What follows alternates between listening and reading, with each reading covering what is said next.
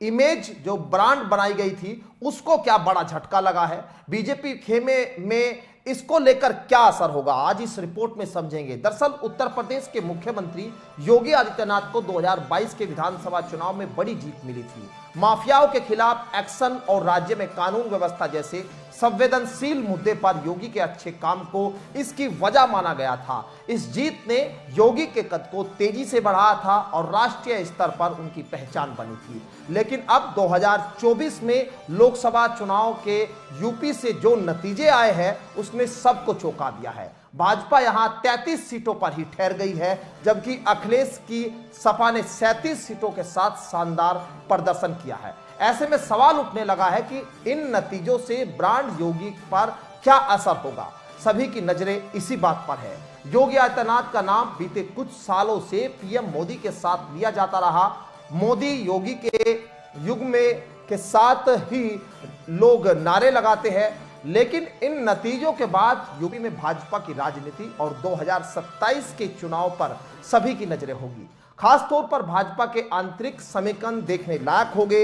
योगी आदित्यनाथ को 2017 में अचानक ही मौका मिला था, उन्हें सीएम बनाया जाना एक सरप्राइज था, लेकिन उन्होंने बुलडोजर नीति, सख्त सुरक्षा व्यवस्था जैसी चीजों से अपना नैरेटिव बनाया था और पूरे देश में उनकी चर्चा हुई थी।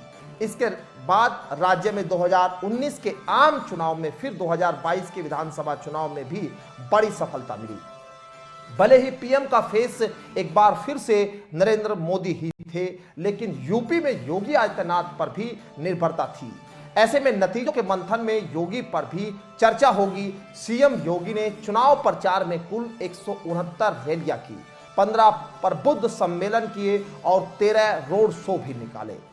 फिर भी नतीजा पश्चिम से लेकर पूर्व तक हैरान करने वाला रहा। भाजपा को वाराणसी के आसपास के इलाकों में भी हार झेलनी पड़ी। केंद्रीय मंत्री महेंद्र नाथ पांडे खुद चंदौली से पराजित हुए। इसके अलावा गाजीपुर, जौनपुर जैसी सीटों पर भी पराजय हाथ लगी। गोरखपुर का किला बचाने में कामयाब रहे योगी आदित्यनाथ। हालांकि यहां एक तथ्य यह है कि गोरखपुर मंडल में भाजपा अपना किला बचाने में सफल रही। गोरखपुर, महाराजगंज, देवरिया, कुशीनगर और बांसगांव में भाजपा को जीत मिली है। कहा जा रहा है कि योगी आदित्यनाथ ने खुद गोरखपुर में कैंप किया था और निजी तौर पर नजर बनाए हुए थे। उनकी मेहनत का असर गोंडा और डुमरियागंज में भी दिखा।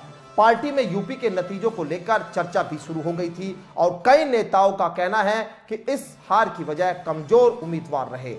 2 से 3 बार सांसद रह चुके ज्यादातर लोगों को रिपीट किया गया। इसका असर यह हुआ कि लोग कम निकले और हार मिली। इसकी जिम्मेदार वे योगी आदित्यनाथ को मानने से इनकार करते हैं। भाजपा के एक नेता ने कहा कि योगी आदित्यनाथ ने सभी 80 सीटों पर कैंपेन किया था, लेकिन टिकट बंटवारे में उनकी भूमिका सीमित रखी गई थी। भाजपा ने 2019 में जीते 62 सांसदों में से 55 को रिपीट कर दिया था। उन्होंने कहा कि राज्य स्तर से इन सांसदों की रिपोर्ट केंद्रीय लीडरशिप को दी गई थी। यह कहा गया था कि इनके खिलाफ एंटी कैम्पेंसी है, लेकिन उन्हें फिर से टिकट मिल गए, तो यह चौंकाने वाली बात है। इस तरह भले ही मीडिया में कयासों का दौर रहे, लेकिन यूपी में नेता योगी आदित्यनाथ की लीडरशिप के पक्ष में है। कहा यह भी जा रहा है कि योगी ओपी राजभर को भी साथ नहीं लाना चाहते थे। यही नहीं, योगी की भूमिका भी पहले प्रचार में सीमित रखी गई थी, फिर पहले और दूसरे राउंड में जब नुकसान की खबरें आई तो उन्हें सक्रिय किया गया।